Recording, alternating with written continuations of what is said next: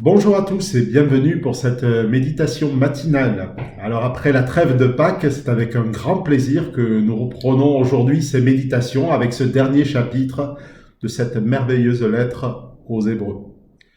Après avoir rappelé la longue liste des héros de la foi, l'auteur s'est attaché à expliquer que la foi qui plaît à Dieu pose son regard sur les promesses du royaume à venir.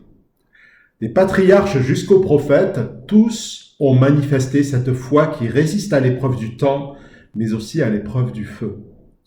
Et dans le chapitre 12, l'auteur a invité ses lecteurs, ainsi que nous-mêmes, à ne pas mépriser les épreuves, car elles sont le moyen par lequel Dieu corrige ceux qu'il aime, comme un père le ferait pour ses enfants. C'est pourquoi les destinataires sont invités à rechercher la sanctification, c'est-à-dire une vie de plus en plus sainte, consacrée à Dieu, sans laquelle nul ne verra le Seigneur. Et ce chapitre se terminait par cette exhortation: le royaume que nous recevons est inébranlable. Soyons donc reconnaissants et servons Dieu d'une manière qui lui soit agréable, avec crainte et profond respect.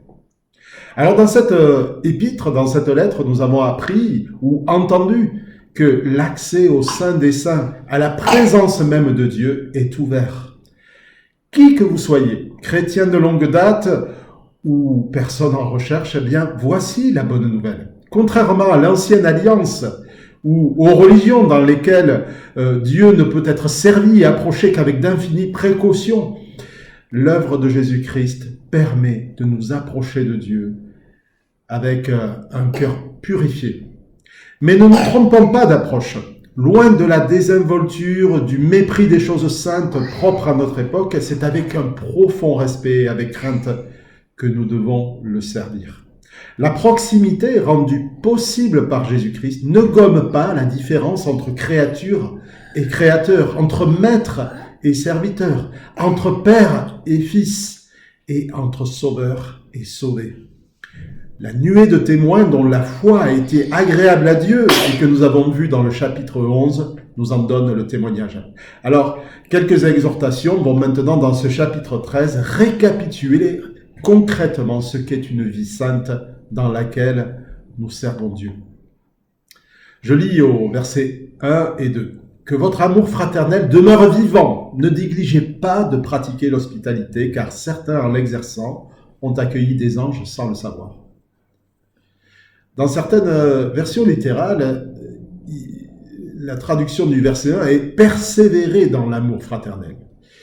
Reconnaissons une chose devant Dieu ce matin. L'amour fraternel n'est pas une chose facile.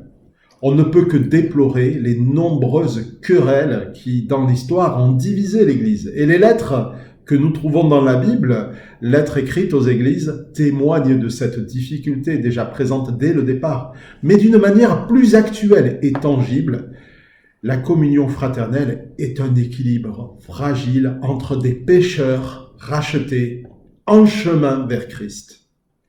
La fraternité est en même temps quelque chose d'accompli par Jésus-Christ à la croix, qui a donné sa vie afin d'être le premier-né d'un grand nombre de frères et de sœurs. Mais il est aussi un domaine dans lequel nous devons persévérer à être ce que nous sommes, frères et sœurs et non ennemis.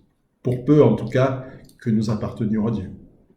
Alors, je ne crois pas qu'il existe de révélateur plus évident de la bonne santé d'une Église. Quand une Église est unie, cela se voit, mais le contraire est vrai aussi. Et les occasions de se diviser sont multiples. L'Écriture, la Bible, nous met en garde contre les fauteurs de troubles, les contradicteurs, les amertumes que nous avons vues dans le chapitre précédent, les colères, les faux prophètes aussi. Et elle ne fait pas mystère qu'il y a dans l'Église de toute époque des faux frères. Mais aujourd'hui, n'allons pas plus loin que notre cœur. Là aussi, existent de multiples obstacles à l'unité. Là, dans ce lieu où l'égocentrisme, la révolte, le péché se terrent en attendant de surgir et de se révéler. Qui n'en est pas conscient est soit parvenu à la perfection, soit complètement aveugle sur l'état de son cœur. La communion fraternelle commence déjà entre moi et mon épouse, ma sœur en Christ.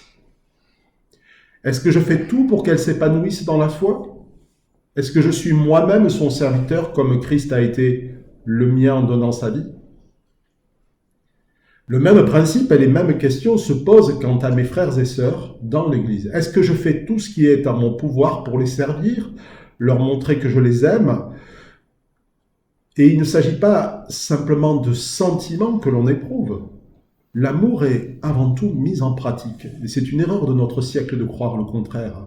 Nous aurions tort de croire qu'il nous faut attendre d'avoir des sentiments pour servir. Car c'est bien souvent le contraire qui arrive. C'est quand je sers que je commence à aimer. Est-ce que je demande pardon, Seigneur, par exemple, pour les sentiments qui surgissent à l'égard de l'un ou l'autre qui m'est moins agréable, voire de la personne qui m'a agressé hier? Est-ce que je fais tout ce qui est en mon pouvoir pour ne pas alimenter les divisions par des paroles querelleuses?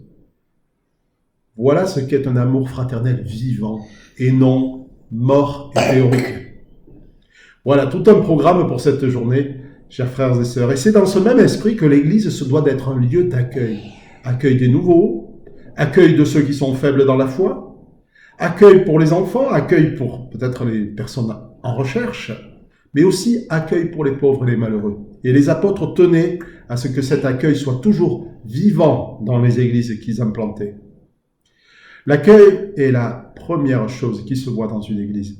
Combien de fois n'ai-je entendu des personnes me dire qu'elles ne se sont pas senties accueillies? Et c'est une triste réalité contre laquelle nous devons lutter, ne jamais oublier d'exercer l'hospitalité à titre personnel, mais aussi à titre communautaire. Est-ce que nous devons le faire au cas où nous accueillerions des anges? Faisons-le déjà, plutôt, parce que nous avons été accueillis par Christ. Je vous souhaite une bonne journée, que le Seigneur vous bénisse. À très bientôt.